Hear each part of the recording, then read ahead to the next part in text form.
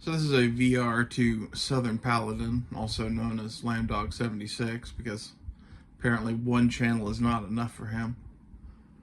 He made a response video to my inflation video, and that was me trying to sum up the situation of why I prepare for such things for my friend. And it's kind of outside of my area of expertise, to be honest. Like,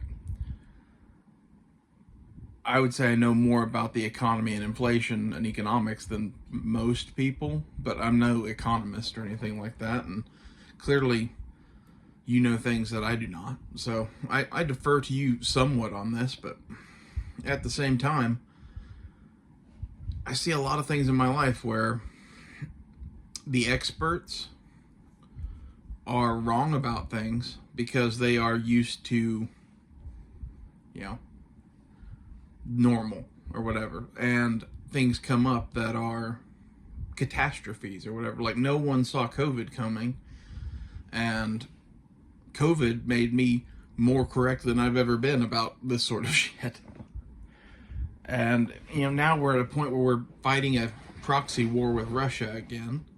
Russia is actively selling oil for gold. They have made the ruble gold backed, and are attempting to make a group of nations to do this sort of shit.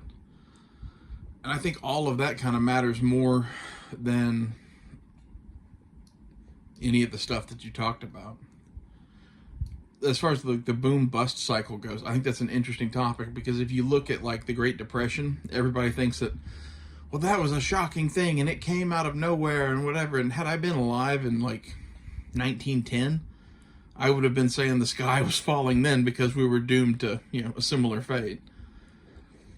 Throughout the late 1800s, there was a boom and bust cycle, kind of like you're talking about, and we went back and forth between gold and silver currencies a few times.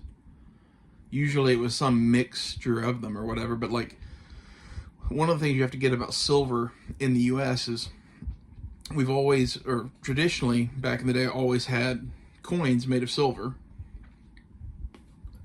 And roughly, whether it was 10 dimes or one silver dollar, you could go trade a paper dollar for an ounce of silver. And the ratio and size of a gold dollar fluctuated, but that was also there alongside it. And at a couple of these times, they eliminated the gold dollar and just went to silver. And sometimes they brought the gold dollar back, and then they had gold-backed bills that were, gold certificates. And then in 1935, I think it was, we eliminated the gold standard and went to a silver standard up until like 1956, 57 or so. And all of that whole shit has its roots in this boom-bust shit of the 1800s leading up to the Great Depression.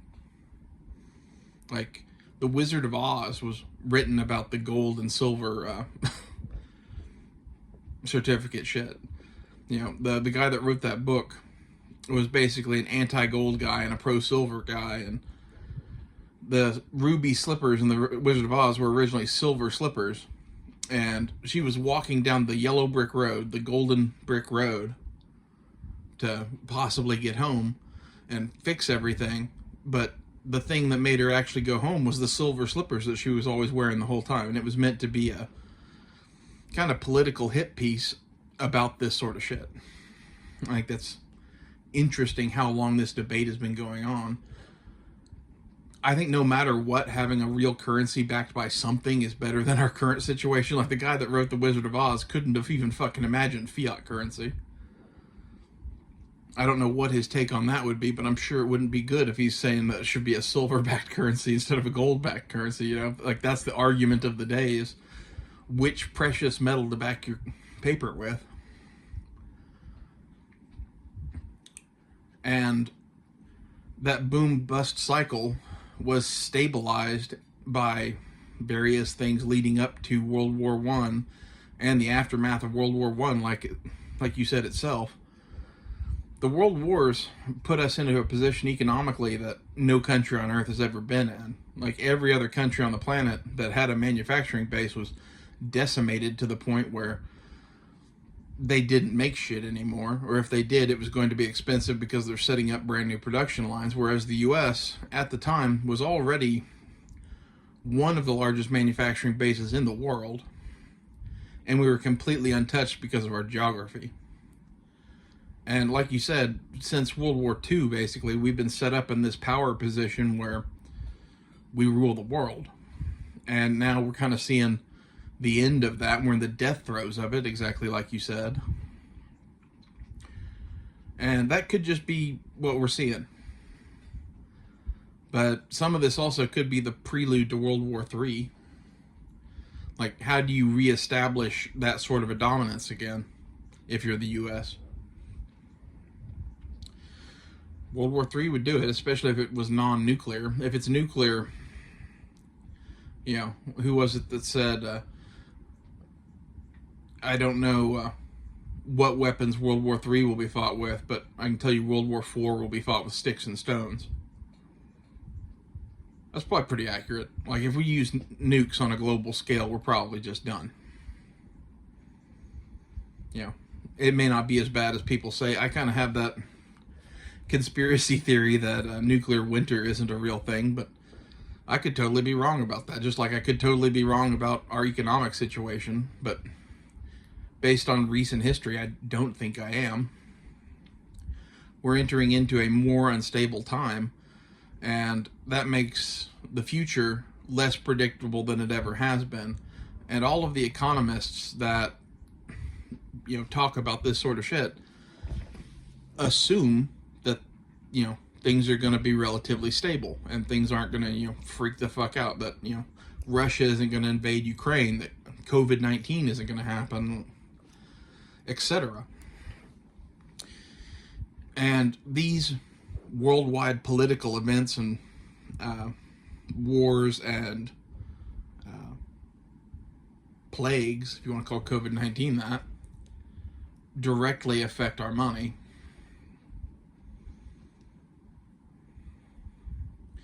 And it's one of those, would you rather be in a stronger position or a weaker position while that shit's going on? And I think playing the game that they're playing in these turbulent times is dangerous. I don't think it's a good idea at the best of times, you know. My grandfather was calling for a silver or gold-backed dollar in the 90s while things were all peachy and good. And, you know, he was a crazy person then, according to everybody, but then, you know, 9/11 happened, the Iraq invasion happened, our national debt started going out of control, we started printing money like crazy, an endless war in Afghanistan happened, COVID-19 then happened, Russia invaded the Ukraine. Like, we've had a hell of a 20 years. And I don't think the next 20 years is going to be better. And, like, this is all the sort of shit that kills empires. I think that's really more the discussion that should be had, rather than whether the economics of it is going to make sense. It's like, it's so far beyond economics. It's into what causes an empire to rise or fall. And economics is a big part of that.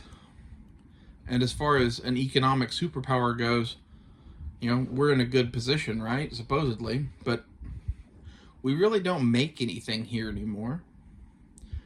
Except food. And you're right about that. We do have a lot of food, and people need food. And that's kind of what I've always thought was one of our aces in the hole for such situations is, yeah, you guys might make all the widgets, and you guys might have all of, like, the precious metals. But we have a shitload of oil in the U.S., and as long as we have oil, we'll have food. Because we need oil to run machines to create the food, and we need oil products to make fertilizers and shit for food. So by using up other countries' oils and keeping our own oil reserves relatively untouched, it's kind of put us into a strategic position for the long term. And maybe that's the answer to this, is we're never going to fail because we make all the food. But if we get involved in a war with Russia or some shit, and those big Midwestern farm states end up glass plates because of nukes. That kind of puts a damper on that. I don't know. We live in strange times. And it's sort of like the economists are trying to predict the future based on the current, present, and their past experiences. And most of them don't talk about anything pre-Great Depression. It's rare that you have somebody even talk about the Great Depression in economic circles anymore, because that happened so long ago it couldn't happen again. We've got a good beat on things. We've been controlling our economy well for the last 70, 80 years. It could 100% happen again. World wars could 100% happen again. And really, some of what caused the Great Depression was us trying to restabilize Germany after World War I. I don't know that much about that, but I know a little bit about it. Germany had a virtually unpayable debt to France and Russia and England. And the only way that they were able to continue functioning as a nation was because the United States stepped in and said that they would help them with that. And then that whole thing ended up badly.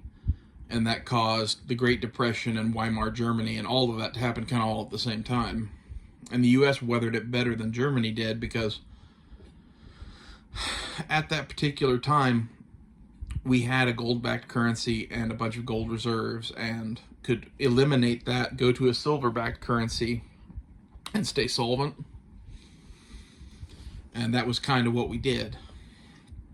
And we didn't really pick back up economically again until World War II happened, and all of a sudden it's not, well, the United States makes refrigerators and toasters, and some people buy them, and a lot of the world doesn't need them, and yada, yada, yada. No, it was, well, the United States makes guns, bombs, and tanks, and ships. And where else are you going to buy that shit now? All of a sudden you're dealing with a used car salesman selling you M3 Sherman tanks and destroyers. And when you could have bought them pre-World War II at great prices, and now that he has the opportunity to make 5 times as much money, he's going to do it. That was a huge boom to our economy. As far as like gross domestic product goes, I think it's very telling that the GDP of our nation now is several $trillion smaller than our debt. Our GDP is like 28-ish $trillion, almost 29. Our debt is almost $36 trillion. It's one thing to say, well, with our GDP, so strong in the world, and our debt is only a fraction of it, we're good to go or whatever. It's another thing to have your national debt higher than your GDP and have other things going on in the world where, China's on the rise, Russia and the BRICS nations are on the rise. How long are we really going to be king of the hill when we really don't make anything here anymore other than military equipment? Which, that could be our saving grace again. Like when Russia invaded the Ukraine, airplane sales and shit went crazy. Every country on earth started ordering F-35s.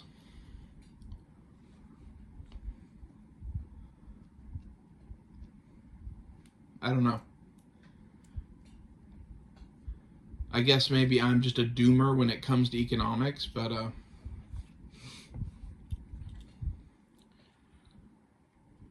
in my worldview, either we are a crumbling empire that is going to fall apart in the near future because of our economic woes, or we're going to cause such a big war that we all get nuked. And there's not really too much in between that. And as far as causing that big war, we're going to cause that big war to bail out our economy. Because in the history of the United States, that's what we do. But last time around, we were the only ones with nukes. I mean, the Nazis were trying to develop nukes, but if you look at their nuclear program, they were a decade away from having nukes. And really, we were too at the start of the war, but we put a hell of a pressure on it. We went from being a decade away to a year away in a very short order. Now, could Nazi Germany have done that? Maybe before they were bombed to the point of oblivion. That doesn't really have anything to do with this topic, though. But now we find ourselves in a world where, Russia, China, India, Pakistan, Israel all have nukes. North Korea, I think, has nukes. I'm not sure about that. I don't know if they've ever successfully tested one or not. I'd have to look into that. Various other countries even have them. Supposedly South Africa has nukes because of Israel.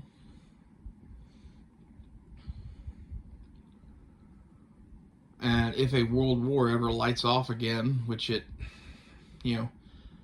10 years ago, I was concerned about the situation in Crimea and Ukraine and Russia, and kind of was going, well, at some point that's going to spark off, and that's going to cause a domino effect that then causes World War III. And while that hasn't happened yet, several dominoes have fallen in that particular area that I was worried about. Russia invaded the Crimea in 2014, I think it was. 2022, they invaded Ukraine proper. China is being China. And I think our enemies are actively taking advantage of our weakened economic position and our weakened military position that we have after an endless war in Afghanistan and pulling out of there. We're not at the top of our game, and our enemies know it. And maybe that's where the United States wants it, because it's the only thing that's going to bail us out economically is making a whole bunch of money. I don't know how exactly that would fix our national debt, because wars increase national debts. They don't decrease them usually. But the gamble would be, if we can fight this war and not take on too much more debt, the good times, the 1950s that follow World War III, we'd be able to pay off all that debt.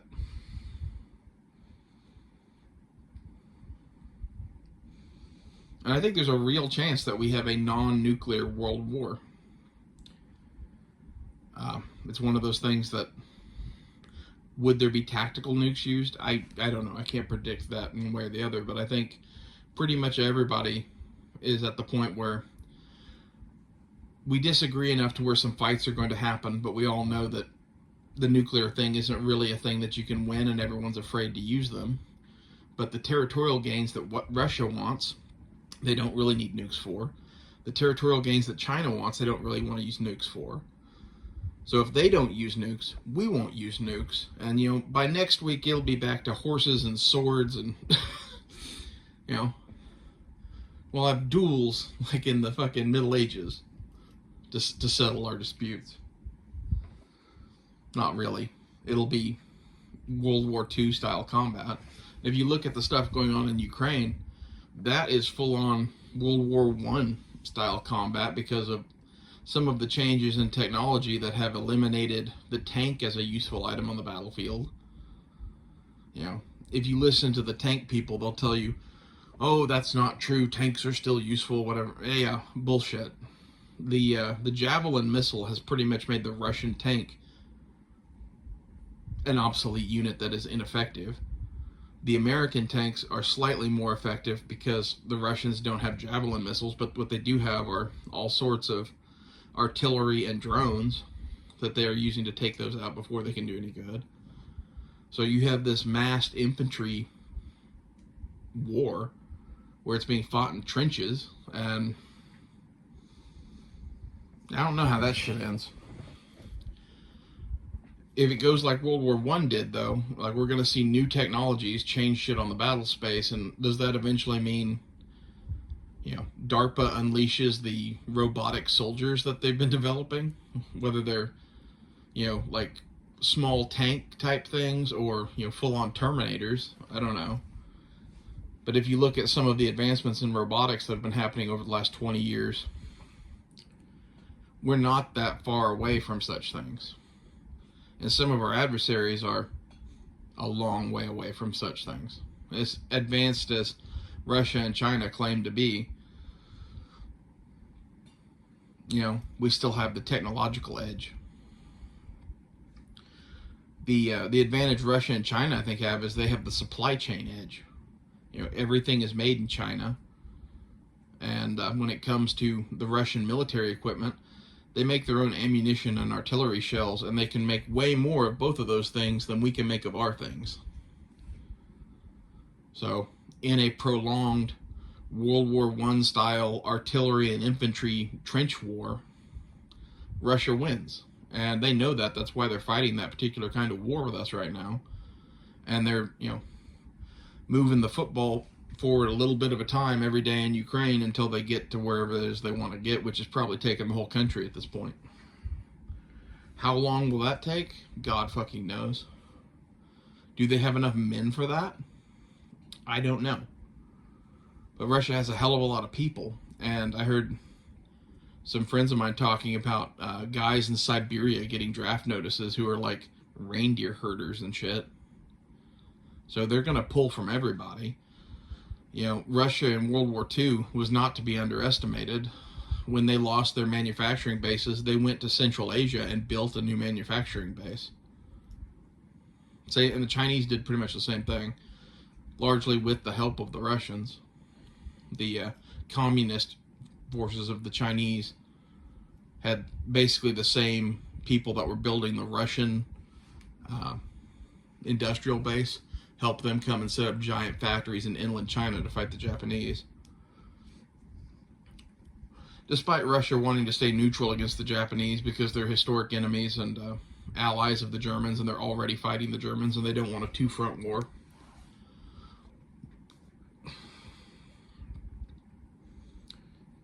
We've drifted a long way off of economy, though. But I think that's kind of my point, is that in order to have a discussion about economy, we're really having a discussion about the fall of the empire and all of its woes. Like, if you go read Revelations or whatever, like the horsemen of the apocalypse are war, pestilence, death.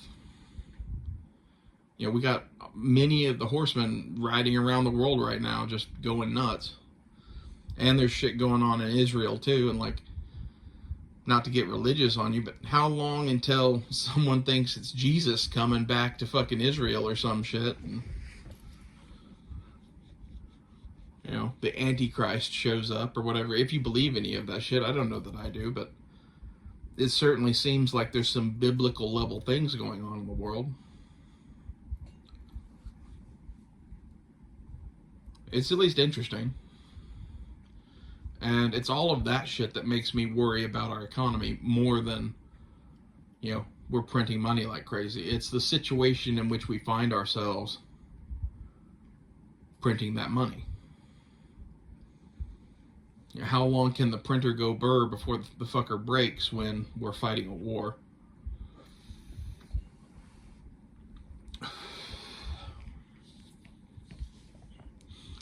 Luckily,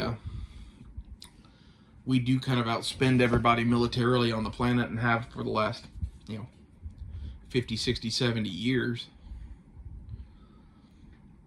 So I think in terms of being ready for World War III, we're as ready as anybody's ever going to be. And maybe that's some of the thought for why we're pushing for war, which it certainly seems that we are, that we caused the situation in Ukraine to happen.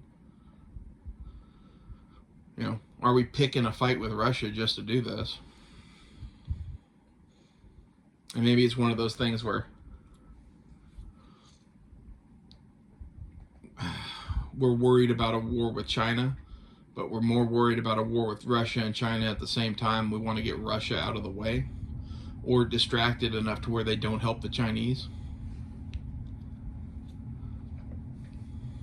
There's some strategery involved, to quote W. The Russians aren't going to do dick in the Asian theater if they're, obsessed with this non-ending conflict in the Ukraine.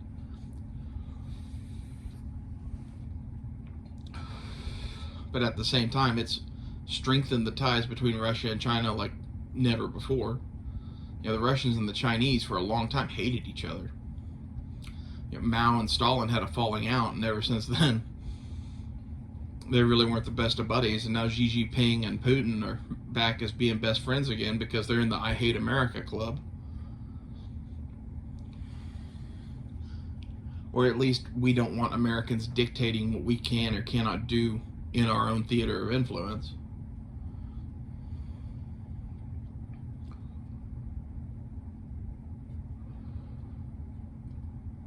And as far as being a prepper goes, which was kind of the point of my video, was not that, oh, the sky is falling because the dollar and all this shit, but like, we're seeing some of the signs of this now in amongst the situation that we find ourselves in. And this is a reason to prepare, especially for all of the things that we went through in the 30s and 40s. All of the economic woes and all of the rationing, and you know, in the 40s there was a whole bunch of propaganda coming out talking about hoarders and how they were evil people because they had stacks of tires and big things of gasoline at their house and lots of food. Well, those were the people who had money and forethought in the 30s to be prepared for a global war and the supply chain issues that would result thereof. And that's kind of what I'm encouraging, is if such a war happens at this point, it won't really matter how much money you have, because everything we buy comes from China, and what little isn't made in China is going to go through the roof in price. And as handy as it'll be to have a lot of crops and meat and whatever from a food standpoint, because we're not shipping shit to wherever all over the world anymore, the price of manufactured goods in the United States is going to go through the roof.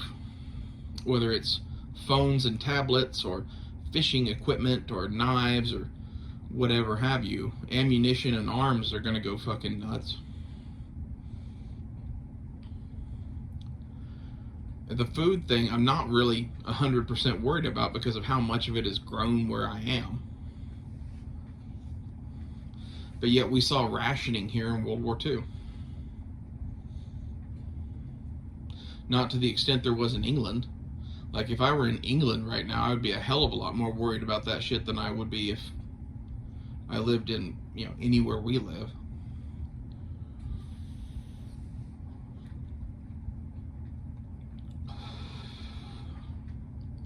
But at the same time, you never know what's going to happen. Like,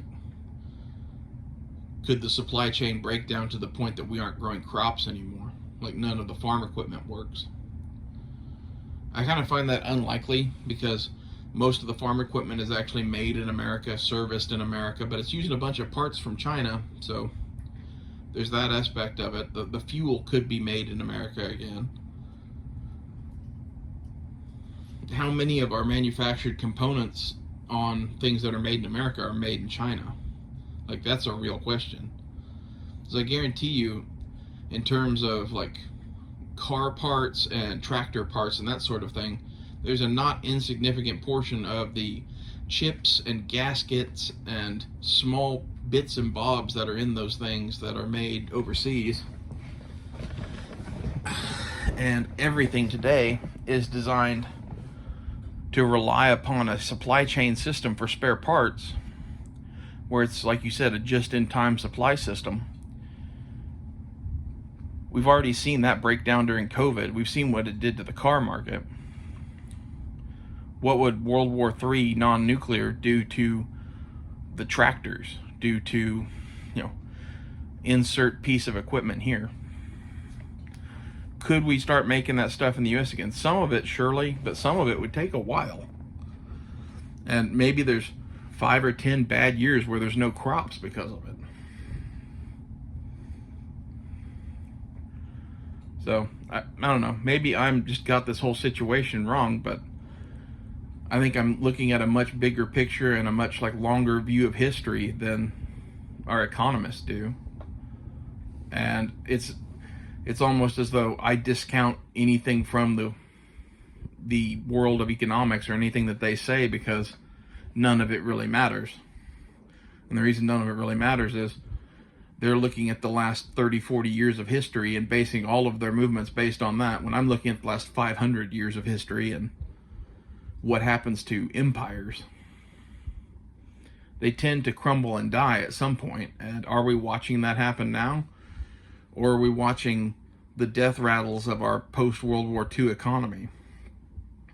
Which we definitely are. But the question is that enough to kill the empire? Or will a non-nuclear World War III be enough to save the empire? And it's one of those that winning generally fixes everything, right? I forget who said that. Was that Howard Cosell, maybe? Or some sports ball dude. And it's somewhat true in terms of empires and governments and war. Winning fixes everything. And if we can win some of these major conflicts that are bound to happen in our lifetime, I think we'll probably be for the better for it. But at the same time, last go around, there was an awful lot of pain between the Great Depression and World War II. You know, most people don't remember that we had ration books in the United States, and your great-great-grandma or great-grandma, whoever it was, or even grandma, maybe in your case, you're older than me, was afraid of starving to death because she was only allowed to buy 2 pounds of meat a week or whatever, you know? And where does the shit that we feed our animals come from in terms of, you know, meat production? My bet would be there's a lot of corn grown in America that feeds a lot of animals, but there's probably a lot of like wheat from Ukraine and barley and shit that gets used for that same thing. We're not as independent as we'd like to believe, you know. I think times are going to get rough, and as a result, I would be prepared for it. So, I don't know, I'd be curious to see what you have to say to this. I liked your video, and thanks for the response. You always have a less, what's it called, apocalyptic opinion than I do on these sorts of subjects. That's nice. Like, maybe I have it wrong. Maybe it's not all doom and gloom. But from my unlearned standpoint on it, and knowing what I know, I am greatly concerned by what I see. Because I don't see a bad economy. I see a dying empire. And I really don't want to be around for the death throes of the empire, because they're going to be extremely violent. And, you know, what allowed Caesar to take power in Rome? Are we headed for some sort of emperor of the United States? You know, is Trump literally going to be Orange Hitler? I think it's far more likely that Joe Biden, Kamala Harris, or whoever succeeds them in the Democratic Party becomes Orange Hitler, or Brown Hitler in this case. And that's my real fear, is that everything the Democrats accuse Trump of doing, they actually do, first off. And this is a tactic that is, if you're going to do something, always accuse your opponent of it first, or while you're doing it. I forget whose tactic that was, but it's a very old political tactic. You know, if you're the one poisoning the water supply, always accuse your enemy of it. Always. And it looks to me like the Democrats would like to be the mono party of America that controls both houses of Congress, the Supreme Court, and the presidency all at the same time for the rest of the history of the United States. And eventually get to the point where, well, we don't need elections anymore. We elected Lord Rothschild to be the leader of the government, and he's doing a good job. Let's just make him the emperor and have his kids run things. Or, you know, insert whoever they want here, some political dynasty, you know, Emperor Chelsea Clinton or whatever, or Emperor Obama Jr. That's the future I see in our country that I'm just like scared as shit about. You know? And it's because my particular political viewpoints and shit are going to be very unpopular in such a place. I don't even know if I'll be able to live in such an America. And how long are we away from that? I don't know. We seem to creep closer towards it every time we get a new Democratic president, though. That's half the reason they don't like Trump, is because they keep giving so much power to the office of the president that he's slowly becoming an emperor.